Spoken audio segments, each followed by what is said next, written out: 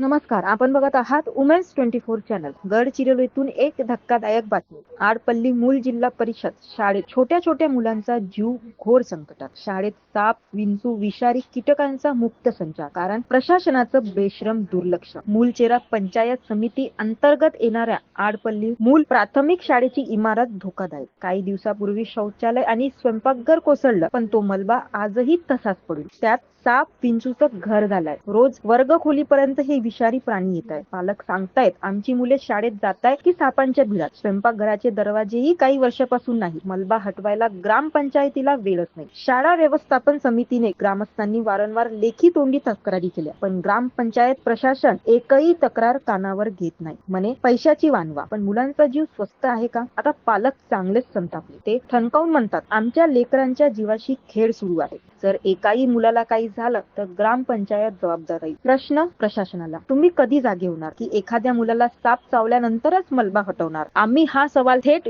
गडचिरोली जिल्हाधिकारी, शिक्षणाधिकारी आणि ग्रामविकास मंत्र्यांना विचारतोय. आडपल्ली मुलाच्या जीव वाचवा, आताच मलबा हटवा, अन्यथा रस्त्यावर उतरू. बातमी प्रतिनिधी उज्ज्वल देवनाथ, चामोर्शी, गडचिरोली इथून बघत रहा वुमेन्स 24 चॅनल. धन्यवाद.